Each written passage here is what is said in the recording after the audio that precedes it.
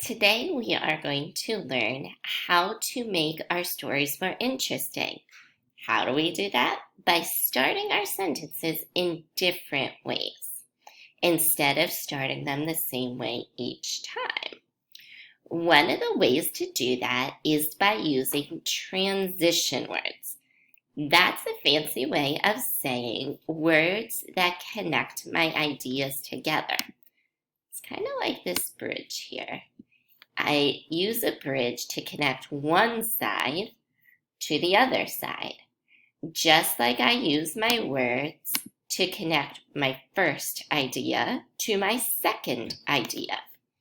So I might need a word at the beginning of my story, maybe one in the middle of my story, maybe one at the end of my story. Some of these words show the time, so we call them time order words.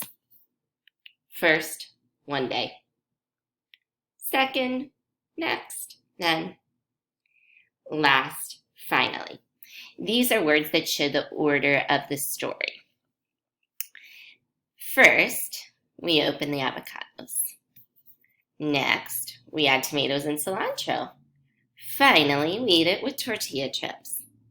There you just heard about my process of making guacamole. So I showed you what we did first, second, and last. How can I start my sentences to make them interesting? Well, we just talked about some of those ways.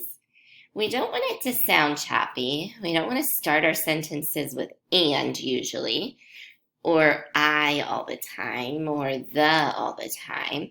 So we might use some of those time order words like next. Maybe I want to tell more, so I might say also. Sometimes we say when it happened, so maybe one night. Sometimes we say where it happened, like at home. Let me show an example. I go to the park. Pretty boring. So let me add some more to tell you more about it. I'm going to tell you when. I go in the afternoon. So in the afternoon, I run to the community park. I told you more about it, and I told you where and when I go, and I started different ways. Take a look here. I want you to try this for yourself. Let me just fix it here for you so it's easier to focus. How can I start these sentences to make them more interesting? Polar bears like swimming. Polar bears like sleeping. Polar bears like rolling. Polar bears like playing. Notice something? Yep. I started all my sentences with the exact same way. Polar bears like. How could I fix that? I want you to give it a try. Either on a whiteboard or on a piece of paper or in another program on your iPad. I want you to make those sentences different. Maybe adding a transition word. Maybe using a different word instead of polar bears. Maybe adding something else. Did you figure out how to do it? Here's one way that you could have done it, but yours might look different. Instead of saying polar bears like sleeping, maybe I could say they instead.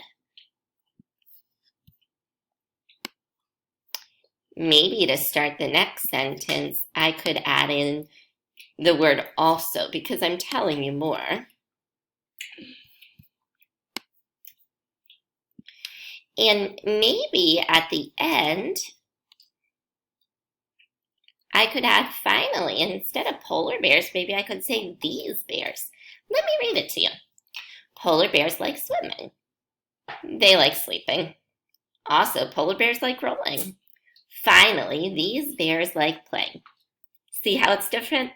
That's one way that you can make your stories more interesting by starting your sentences different ways. Ahora voy a explicar un poquito en español.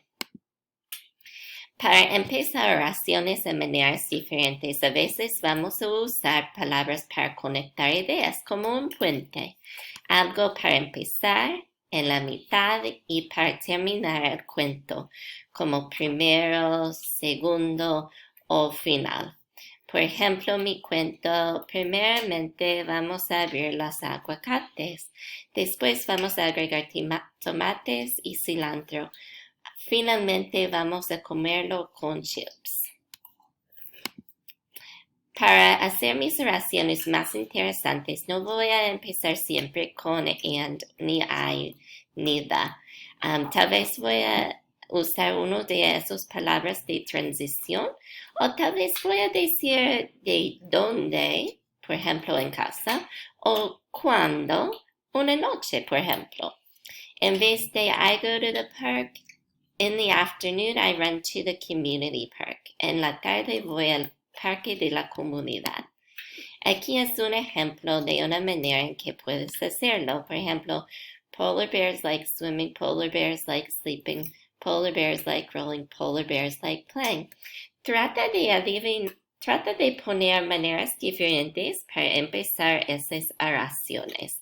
Aquí está mi ejemplo.